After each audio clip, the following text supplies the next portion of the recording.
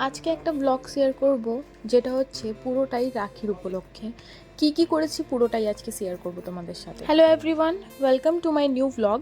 শ্রাবণ মাস পেরিয়ে গিয়েছে আর এই রাখির দিনকে আমাদের এই নবমী পুজোটা হয়। কাদের বাড়িতে হয় সেটা আমাকে কমেন্ট সেকশনে অবশ্যই জানিও।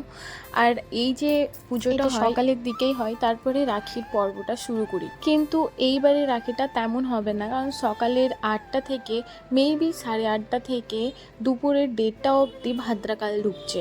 হরেকবারের মতো এইরকমই আমরা খালি পেটেই তারপর আমরা রাখি পড়াই, কিন্তু এইবার অনেকটাই লেট হয়ে যাওয়ার কারণে প্রসাদটা গ্রহণ করি। এছাড়াও তোমাদেরকে আমি বলতে চাই, যারাই আমাকে ফলো করো, সেটা বিহারি হোক, যারা হিন্দিতে বোঝে, বেঙ্গলি খুব একটা বোঝে না, তো আমি ক্ষমা চাইলাম, কারণ এর আগে আমাকে কয়েকজন রিকোয়েস্ট করেছিল বেঙ্গলিতে ভিডিও বানানোর জন্য, তাই তাদের জন্য আজকে এই ভিডিওটা পোস্ট করা হয়েছে বেঙ্গলিতে।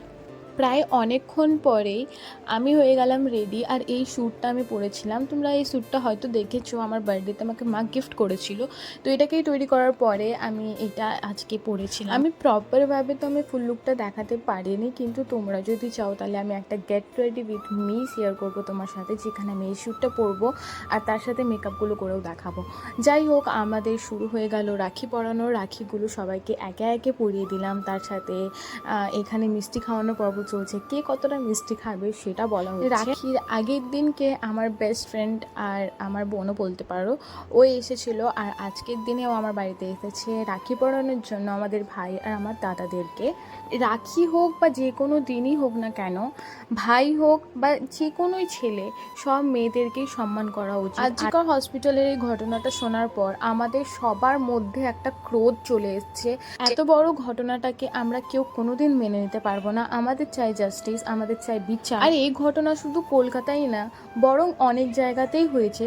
সে যে জায়গাতেই হোক, আমাদের জাস্টিস চাই। We want justice.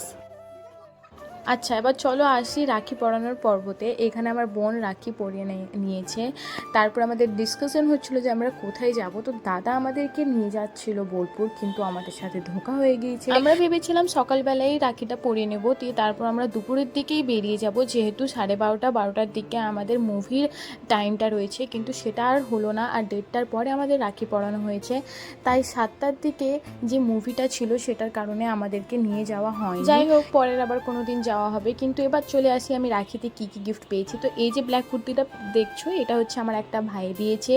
এই যে পিঙ্ক আর ইয়েলোতে যে টপটা দেখছো, এটা হচ্ছে আমার বড় দাদা দিয়েছে। আর ওই যে ইয়ারফোনটা দেখলে আর যে 100 টাকা দেখলে, সেটা হচ্ছে আমার বড় দাদা দিয়েছে আরেকটা। আর ওই যে রেড কালারের কুর্তি দেখছো, ওটা হচ্ছে আমার দুটো ভাই মিলে দিয়েছে। সব গিফটগুলোই আমার কিন্তু ভীষণ পছন্দ হয়েছে। তারপরে এই যে সন্ধ্যের ওয়েদারটা তোমরা দেখে নাও। তারপরে আমরা ডিসাইড করলাম, আমরা যেহেতু বাইরে যেতে পারিনি, তাই আমরা চলে যাব রেস্টুরেন্ট। এখানে একটা নতুন রেস্টুরেন্ট খুলেছে, যেটার নাম হচ্ছে লাজিজ। আর এটা প্রায় 1 মাস হয়ে গেছে, কিন্তু সেই 1 মাসের মধ্যে যেহেতু শ্রাবণ মাস চলছিল, তাই আমরা কিছু খেতে আসতে পারিনি। তাই আমরা ভাবলাম আজকে যাব, কিন্তু ভেজ খেয়ে। প্রপার ননভেজ তো আমরা অর্ডার করিনি, কিন্তু এখানে আমরা ভেজে অর্ডার করেছিলাম স্টিম মোমো, যেটা অনেক টেস্টি লেগেছিলো খেতে। তারপর আমরা অর্ডার করেছিলাম ফ্রেঞ্চ ফ্রাইজ, যেটা একদমই ভালো ছিল না। তারপর আমরা অর্ডার করেছিলাম দুটো অর্ডার করেছিলাম রোল, যেটাতে আমরা ভাগ করে খেয়েছি। পনির রোল ছিল, কিন্তু সেটাও খুব একটা ভালো ছিল না। তারপরে আমরা অর্ডার করেছিলাম paneer tikka, grilled paneer tikka with chowmein. বিশ্বাস করো, চাউমিনটা এত বেশি ছিল, হাফ প্লেট হয়েও আমরা খেতে পারিনি। কিন্তু কি করব, ওখানে ফেলিনি, বাড়িতে নিয়ে চলে এসেছি। জানি আমরা পুরোটা খেতে পারিনি, তা বলে ওখানে ফেলে চলে আসবো না ভাই, টাকা লেগেছে, তাই ফেলে আসতে পারিনি আমরা, আর নিয়ে চলে এসেছি। তারপর দেখতে পাচ্ছ এখানে আমরা কতটা এনজয় করে আসছি। আর আজকের এই ব্লগটা তোমাদের কেমন লাগলো প্লিজ জানিও। আর আমার যদি কোনো ভুল ত্রুটি যদি হয়ে থাকে, তো প্লিজ আমাকে ক্ষমা করো। আমার বেঙ্গলিটা খুব একটা শুদ্ধ নয়, আমি মাঝে মধ্যে আটকে যাই। So by, take